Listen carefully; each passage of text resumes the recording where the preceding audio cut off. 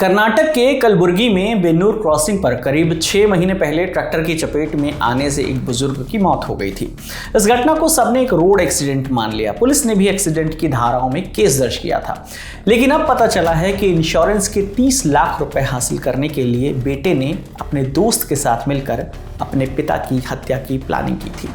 लेकिन इस केस को एक्सीडेंट मान चुकी पुलिस ने इसे सॉल्व कैसे किया और इस हत्याकांड में आरोपी बेटे समेत 4 लोगों को कैसे गिरफ्तार किया।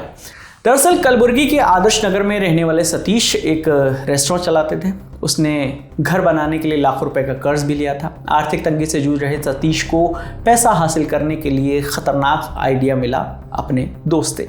इंडियन एक्सप्रेस की रिपोर्ट के मुताबिक उसने पहले अपने पिता कलिंग राय खमितकर का इंश्योरेंस कराया, फिर उनकी हत्या की साजिश रची।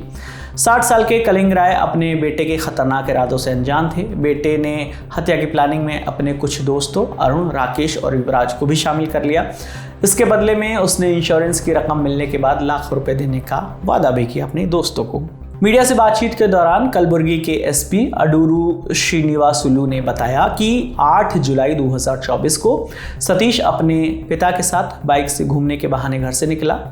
बेटे ने कलिंग राय से बाइक ड्राइव करने की गुजारिश की और खुद पीछे बैठ गया। प्लान के मुताबिक बेन्नूर क्रॉसिंग पर पहुंचते ही सतीश ने बाइक रोकने के लिए कहा और पेशाब करने का बहाना बनाकर वहां से चला गया।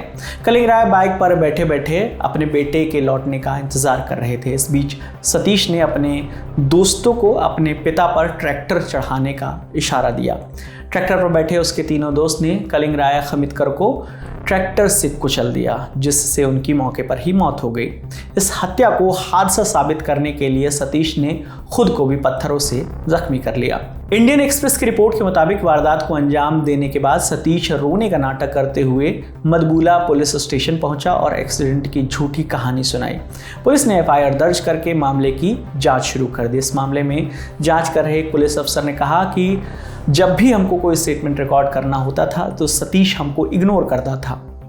वो दावा करता था कि वो अभी सदमे में है और इंजर्ड है।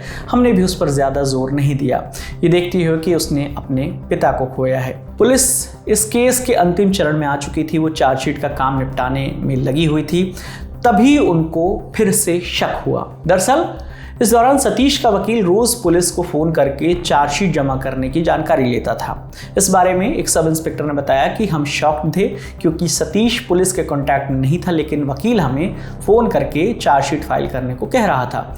हमें शुरू से थोड़ा सा शक था क्योंकि उसने प्रॉपर स्टेटमेंट अभी तक नहीं दिया था। और ये सब होता देख जब पुलिस ने सतीश का बैकग्राउंड चेक किया तब पता चला कि कलिंग राय के नाम पर 2 इंश्योरेंस पॉलिसी थी, एक 25 लाख की और दूसरी 5 लाख की। सतीश को 5 लाख रुपए मिल चुके थे और वो 25 लाख रुपए की पॉलिसी का जो क्लेम है वो मिलने का इंतजार कर रहा था। इंश्योरेंस वाले अधिकारियों ने कहा था कि चार्जशीट जमा हो जाने के बाद ही वो उन्हें पैसे देंगे। इसके बाद पुलिस ने सतीश को पकड़ा और सख्ती से पूछताछ की, साथ ही उसके कॉल रिकॉर्ड और बैंक ट्रांजैक्शन भी देखे। इस दौरान पता चला कि इस मर्डर में और भी लोग शामिल हैं।